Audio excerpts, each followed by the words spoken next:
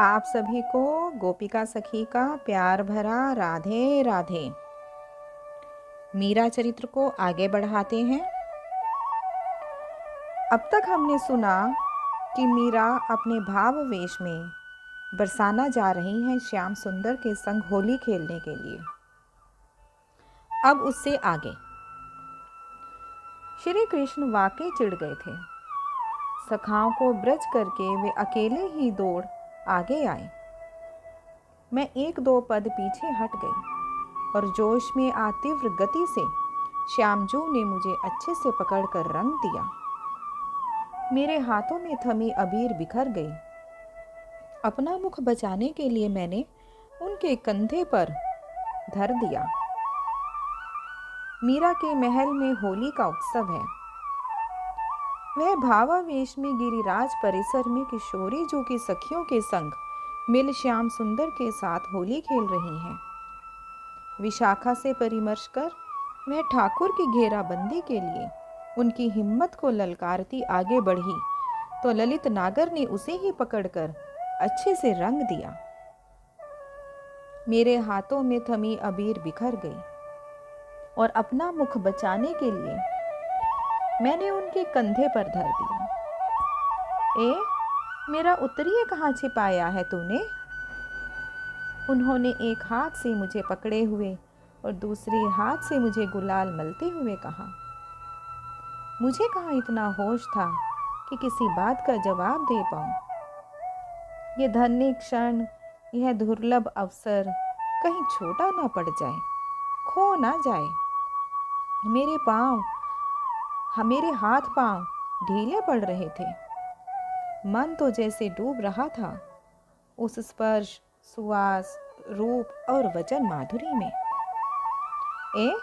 नींद ले रही है क्या मजे से? उन्होंने मुझे झकझोर दिया। मैं क्या कह रहा हूं सुनती नहीं? फिर धीरे से कहा, कहाँ है? दे देना। यह ले तेरी चुनरी, ले। मेरा सुझाव काम कर गया। मुझसे उलझे रहने से श्यामजू को पता ही नहीं चला कि कब चारों ओर से सखियों ने उन्हें घेर लिया। यह तो हमसे धोखा किया, उन्होंने और सखाओं ने चिल्लाकर कहा। पर सुने कौन? सखियां उन्हें पकड़कर गिरिराज निकुंज में ले चली। जाते जाते मेरी ओर देखकर ऐसे संकेत किया, ठहर जा, कभी बताऊंगा तुझे। सखियों ने मिलकर श्यामजू को लहंगा फरिया पहना, उन्हें छोरी बनाया और फिर श्री दामा भैया से उनकी गांठ जोड़ी। दोनों का ब्याह रचाया। खूब धूम मची। सखियों ने तो अपनी विजय की प्रसन्नता में कितना हो हल्ला किया। गाजे बाजे के साथ बनोली निकली। सखियां गीत गा रही थीं। उनके सखा बराती बन श्री दाम के साथ चले। श्यामजू बेचारे विवश से चलते लहंगा फरिया में रह रह कर उलझ जाते। ललिता जीजी दुल्हन की बाह पकड़े संभाले थी। ब्याह के बाद दुल्हा दुल्हन को श्री किशोरी जू के चरणों में प्रणाम कराया तो प्रिया जी ने भी उदार मन से दोनों को शगुन और आशीर्वाद दिया। हम सब हंस हंस कर दोहरी हो रही थी। संध्या में सब ने मल मल कर स्नान किया और रंग उतारा। किशोरी जू ने उन्हें निकुंज में पधराया और सखियों ने भोजन कराया। उनके सखा जीम जूट कर प्रसन्न हो विदा हुए।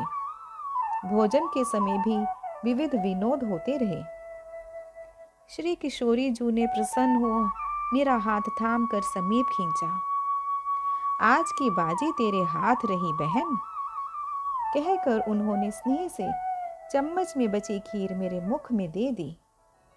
आह सखी, उसका स्वाद कैसे बताऊं तुम्हें। उस स्वाद सुधा के आनंद को संभाल पाना मेरे बस में ना रहा और मैं अचेत हो गई। मीरा अभी भी भावावेश में ही है। किशोरी जू ने होली के उत्सव में श्याम सुंदर पर विजय पाई। मीरा की सेवा और समर्पण से प्रसन्न हो जब प्रिया जी ने मीरा को अपना प्रसाद दिया तो वह आनंद के वेग को न संभाल पाने से अचेत हो गई। कितनी देर अचेत रही ज्ञात नहीं। जब संभली तो देखा कि विशाखा जी श्री कृष्ण का उत्तरीय, मेरी रंग भरी चुनरी और किशोरी जू के प्रसादी वस्त्र सब मुझे देती हुई बोली, तनिक चेत कर बहन, सांझ हो रही है, नंदीग्राम जाओगी बहन? श्री किशोरी जू ने पूछा। क्या उत्तर दूं? मन भर आया था। मैं रोते हुए प्रिया जी के चरणों से लिपट गई। इन चरणों से दूर जाने की किसे इच्छा होगी स्वामिनी जू? प्रिया जी ने मुझे अपनी बाहों में भरते हुए कहा, तुम मुझसे दूर नहीं हो बहन, पर तुम्हारे वहाँ होने से हमें बड़ी सुविधा है। वहाँ के समाचार मिलते रहते हैं। श्रीजू, क्या कहूँ, मैं किसी योग्य नहीं, बस आपकी चरण रज की सेवा में बनाए रखने की कृपा हो। जैसी तैसी बस मैं आपकी हूँ। मैं फिर उनके चरणों में लुढ़क गई। मैं घर जाए रहियो हूँ, तू भी साथ चलेगी क्या? रास्ते में तू अपने घर चली जाना, तेरी माँ चिंता करती होगी। श्याम सुंदर ने हाथ पकड़कर उठाते हुए कहा तो मुझे चेत आया। किशोरी जू की आज्ञा से सखियों ने मुझे उनके प्रसादी वस्त्र और आभूषणों से अलंकृत किया। हृदय से लगाकर राधा रानी ने मुझे श्याम जू के साथ विदा किया। तेरा श्रृंगार किसने किया री? श्याम सुंदर ने राह में मुझसे चलते चलते पूछा। मालूम नहीं, मेरी आंखों में तो प्रिया जी के चरण समाये हैं। मैं नहीं दिखा रही तुझे।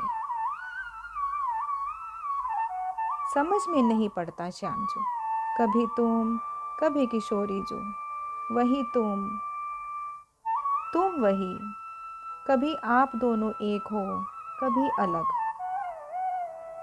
तू तो बड़ी सिद्ध हो गई है री, जो इतनी बड़ी बड़ी बातें बोल रही है। पर तेरो तिलक कछु ठीक नहीं लागे मोहे, ठीक कर दूं का? बस मीरा उसी समय मूर्ति की तरह जड़ हो गई। वह चित्तौड़ में अपने महल में शरीर में वापस तो लौट आई थी, पर मन कहीं छूट गया था। कभी पागल सी हंसती, कभी रोती। मीरा की यह दशा देख श्याम कुंवर बाईसा उदय कुंवर बाईसा से लिपट कर रोने लगी। मेरी बड़ी माँ को यह क्या हो गया है? कुछ नहीं बेटा, इनको जब जब भगवान के दर्शन होते हैं ये ऐसी ही हो जाती हैं। तुम धीरज रखो, अभी भाभी हमारी ठीक हो जाएंगी। उदय कुंवर ने बेटी के सिर पर हाथ फेरते हुए कहा। श्याम कुंवर ने मीरा को ऐसी दशा में कभी देखा नहीं था। पुलकित देह, सत आंसुओं की धारा से अध खुले नेत्र, मुख पर अनिर्वचनीय आनंद। वह दौड़कर गिरधर गोपाल से बिलखते हुए प्रार्थना करने लगी, ए रे मारे वीरा, मेरी माँ ही सब कुछ है, इन्हें मुझसे मत छीनो, मत छीनो। चंपा, चमेली आदि दासियां ने श्याम कुंवर को स्नेह से समझाया और सब मीरा के समीप बैठकर संकीर्तन करने लगे। 2 घड़ी के पश्चात मीरा के पलक पटल धीरे धीरे उघड़े, किंतु आनंद के वेग से पुनः मुंद जाते। कीर्तन के स्वरों के साथ साथ मीरा सामान्य हुई तो श्याम कुंवर ने भी प्रसन्न हो माँ की गोद में सिर रख दिया। मीरा ने भी बेटी को दुलारा। दासियां उठकर रंग के कुंडे, पिचकारियां साफ करने में लग गई। मीरा ने अपनी ओढ़नी से कुछ निकालकर स्नेह से श्याम कुंवर के हाथ में थमा दिया। उसने मुट्ठियां खोलकर देखा तो वन केतकी के 2 पुष्प और 1 पेड़ा। उसने साभिप्राय माँ की तरफ देखा।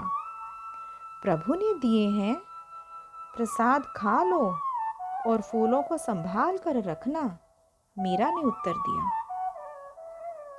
सबके जाने के बाद मीरा ने जब अपनी साड़ी पर रंग देखा तो उसे वापस वही दिव्य लीला का स्मरण हो आया।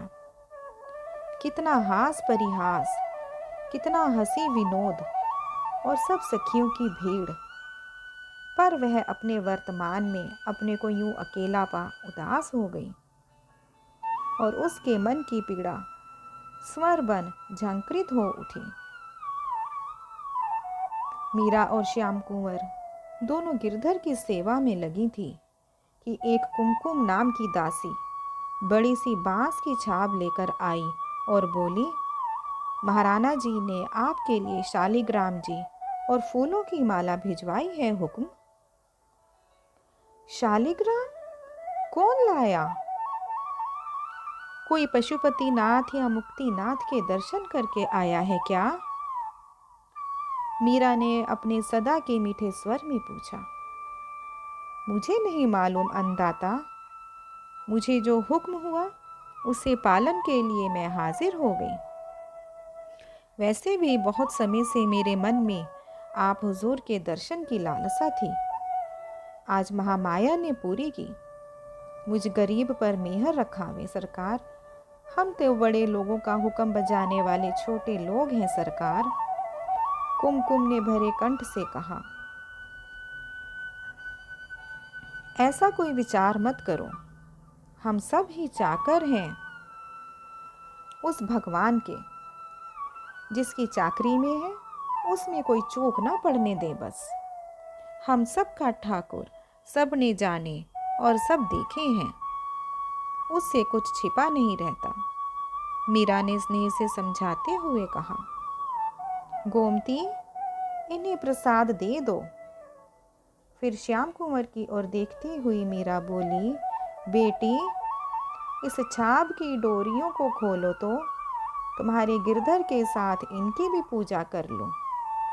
कोई लालजी सा के लिए पशुपतिनाथ या मुक्तिनाथ से शालिग्राम भेंट में लाया होगा तो उन्होंने मेरे काम की चीज समझकर यहाँ भेज दिया है। जैसे ही श्याम कुंवर ने डोरी खोलने को हाथ बढ़ाया तो चंपा बोल पड़ी, ठहरिए भाई साहब, इसे हाथ मत लगाइए। जिस तरह से यह दासी इसे ला रही थी यह छाप भारी प्रतीत होती थी और शालिग्राम तथा फूलों का भार ही इतना कितना होता है। तो पगली है चंपा, उधर से हवा भी आए तो वहम से भर जाती है। तुम खोलो बेटा। मीरा ने श्याम कुंवर से कहा। श्याम कुंवर खोलने लगी तो कुमकुम प्रसाद को ओढ़नी में बांध आगे बढ़ आई। सरकार, बहुत मजबूती से बंधी है, आपके हाथ छिल जाएंगे। लाइए, मैं खोले देती हूँ। उसने डोरियों को खोल जैसे ही छाप का ढक्कन उठाया, फुंकार करते हुए दो बड़े बड़े काले भुजंग चौड़े फन उठाकर खड़े हो गए। दासियों और श्याम कुंवर के मुख से चीख निकल पड़ी। कुमकुम की आंखें आश्चर्य से फट सी गई और वह घबरा कर अचेत हो गई। मीरा तो मुस्कुराते हुए ऐसे देख रही थी मानो बालकों का खेल हो। देखते ही देखते एक सांप छाप में से निकलकर मीरा की गोद में होकर उसके गले में माला की भांति लटक गया। बड़ा हुक्म, श्याम कुंवर व्याकुल स्वर में चीख सी पड़ी। डरो मत बेटा, मेरे सांवरे की लीला देखो। पलक झपके तब तक तो छाप में बैठा नाग एक बड़े शालिग्राम के रूप में और मीरा के गले में लटका नाग रतनहार के रूप में बदल गया। गोमती, कुमकुम बाई को थोड़ा पंखा झल लो, थोड़ा चरणामृत भी दे, बेचारी डर के मारे अचेत हो गई है। मीरा ने शांत स्वर में कहा। चमेली क्षुब्ध स्वर में बोली, मरने भी दीजिए अभागी को जो आपके लिए सिर पर मौत उठा कर लाई। हमारा वहम तो झूठा नहीं निकला, किंतु सरकार के भोलेपन के सामने वहम का क्या बस चले। ऐसी बात मत कह चमेली, यह बेचारी कुछ जानती होती तो स्वयं आगे बढ़कर छाप की डोरियां क्यों खोलती, और यदि जानती भी होती तो अपना क्या बिगड़ गया। ले, ये चरणामृत दे इसके मुख में। अतः स्नेहपूर्वक दोनों हाथों से छाब में फूलों के ऊपर रखे हुए शालिग्राम जी को मीरा ने उठाया और एक बार सिर से लगाकर सिंहासन पर पधराते हुए वे बोली, मेरे प्रभु, कितनी करुणा है आपकी इस दासी पर। दासियों ने और श्याम कुंवर ने जय घोष किया, शालिग्राम भगवान की जय, गिरधर लाल की जय। राणा विक्रमादित्य ने मीरा को बांस की छाब में 2 काले भुजंग भिजवाए और कहलवाया कि शालिग्राम जी और फूल हैं।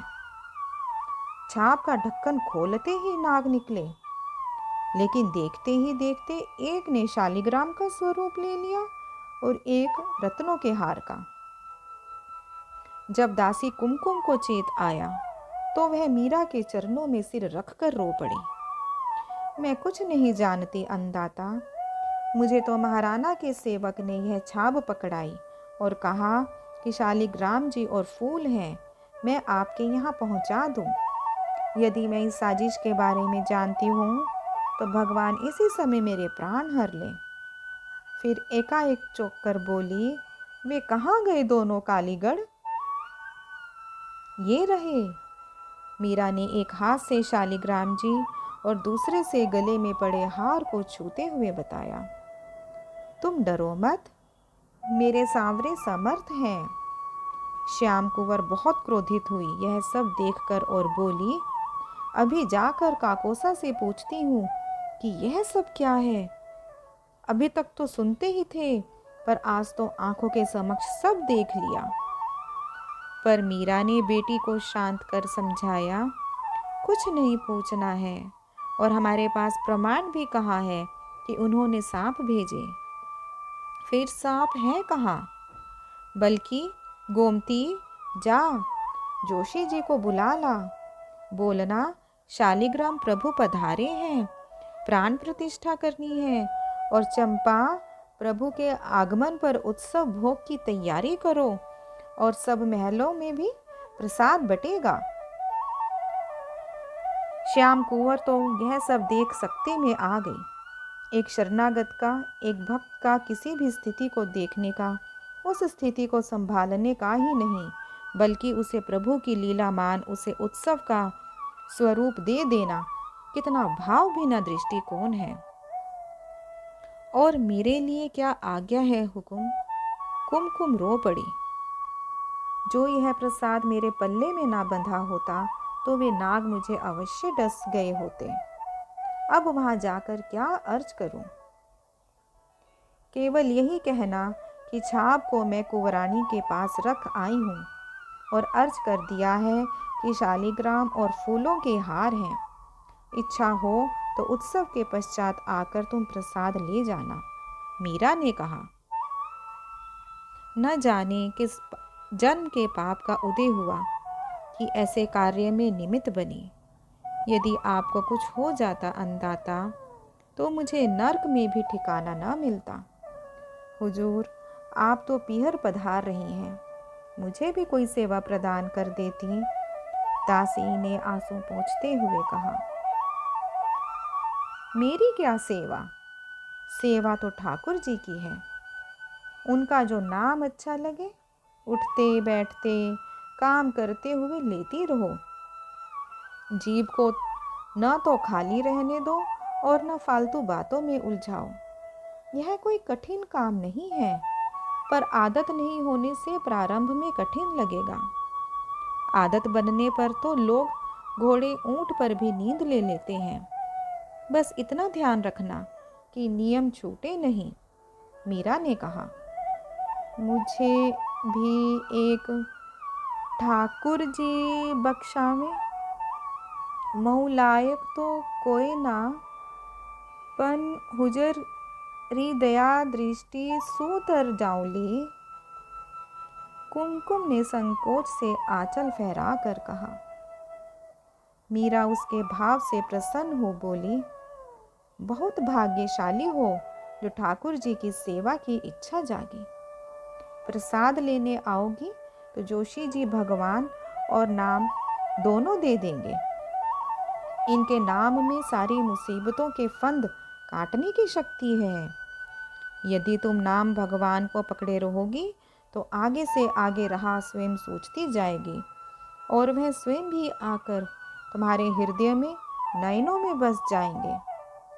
आज तो मेरा भाग्य खुल गया। कहते हुए उसने अपने आंसुओं से मीरा के चरण पखार दिए। आज के लिए बस इतना ही। आप सबको प्यार भरा राधे राधे।